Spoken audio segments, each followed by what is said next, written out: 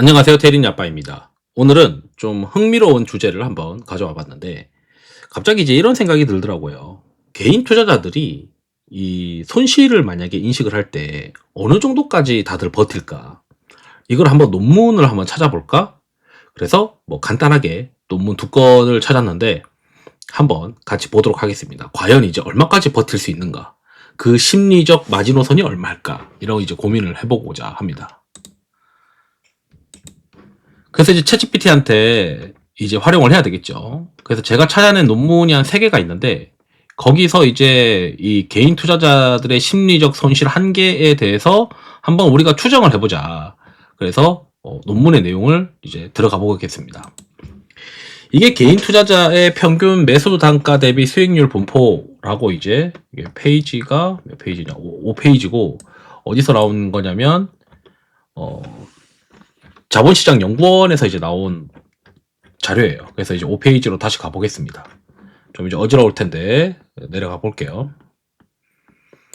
여기서 보게 되면 이제 손실이 있고 수익이 있고, 이때 당시 이제 시장이 굉장히 이제 좋았던 어떤 시절로 저는 기억을 하고 있는데, 이때 이제 그 손실의 비중 합계가 한 34%로 본인이 이제 데이터 가이드와 저자의 계산으로 나왔다라고 되어 있어요.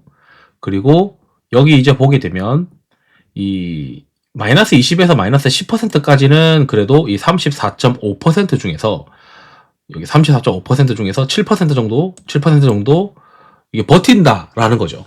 그런데 마이너스 20%가 딱 넘어가는 순간부터는 비중이 뚝 떨어집니다.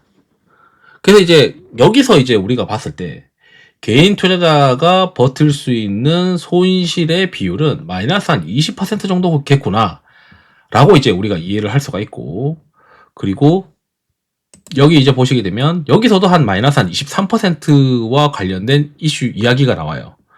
그래서 해외 논문에서도 나와가지고 이제 결국 이제 보게 되면 개인 투자자들의 심리적 MDD 한계는 마이너스 10에서 15%가 합리적이겠죠. 마이너스 20% 이상 되면은 손실 종목의 비중이 뚝 떨어지니까 이게 다른 어떤 논문들과도 비슷하게 나오더라라고 이제 볼 수가 있습니다.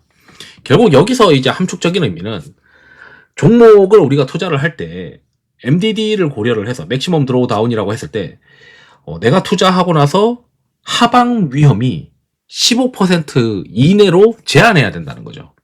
그러니까 내가 우리가 이제 투자자들이 이런 얘기를 하잖아요. 리턴 대비 리스크 대비 리턴이 큰 것들을 사야 된다. 그래서 지금 이 구간에서 사실 이제 종목을 오래 보다 보면, 야, 이게 여기서 빠져봐야 10% 20%고 위로 만약에 오르면은 훨씬 이제 2배수는 오를 수 있다. 뭐 이런 것들이 이제 보고서나 애널리스트의 어떤 내용이나 그 주식을 계속 추적 관찰하면 보이는 구간들이 있는 투자자들이 있을 겁니다. 그런 투자자들은 이제 본능적으로 마이너스 15에서 20% 수준까지는 버틸 수 있다라고 이제 생각을 하기 때문에 그렇게 투자를 하는 것이고, 이게 통계로도 지금 나와 있는 것 같아요. 제가 봤을 때. 반면에 이제 그런 게 안 되는 분들은 제가 생각했을 때는 포트폴리오 상에 계속 꾸준하게 상대 강도가 센 것들을 가져가면서 플레이를 하고, 그 플레이를 교체 매매를 만약에 가져가게 된다면 내가 손절할 수 있는 이 손절의 기준을 넉넉하게 마이너스 한 15%에서 20%를 마지노선으로 잡는 것도 방법일 수도 있겠다. 이게 마이너스 20% 넘어가면 거의 뭐 천소답으로 들어가는 사람들이 꽤 있기 때문에, 그래서 기관 투자자 할 때 이런 것도 있었어요. 포트폴리오의 손실이 마이너스 20%면은 계좌 스탑, 그리고 종목의 이제 손실 비율이 마이너스 20%면은 결정해야 돼요. 물을 타가지고 그 MDD, 그러니까 손실률을 낮출 것인지 아니면 손절을 할 건지 내부에 이제 그런 기준이 있습니다. 그 이상으로 가게 되면은 돌이킬 수가 없기 때문에, 그래서 이 데이터를 봐서 여기서 이제 개인 투자자들이 어떤 구간으로 되고 있으니까 결국은 이제 사람마다 자신의 이제 맥시멈 드로우 다운을, 우리가 뭐 신법 이런 얘기를 하는데, 신법이라는 거는 결국 이제 뭐 심리적으로 버티는 그런 능력이잖아요. 근데 그 능력의 마지노선가 어차피 통계상으로 마이너스 20%이기 때문에 애초에 고를 때 마이너스 20% 미만이냐 그리고 내가 투자를 할 때 실수를 어떻게 줄일 수 있느냐. 뭐 저 같은 경우는 그 실수를 줄이기 위해서 정말 센 놈들만 매매하자. 그래서 상대 강도가 세고 유동성이 계속 공급되고 그 안에서 수급 빈집인 것들을 찾아서 매매를 하고, 수급이 채워지면은 주가가 되든 안 되든 간에 무조건 팔자. 근데 그 구간을 저도 이제 거꾸로 환산을 해보면 대부분이 이제 손절이 많이 나가는 어떤 구간들이 요 구간들이더라고요. 요 구간. 마이너스 10%에서 마이너스 5% 사이. 또는 진짜 많이 털리면 마이너스 12, 13% 정도.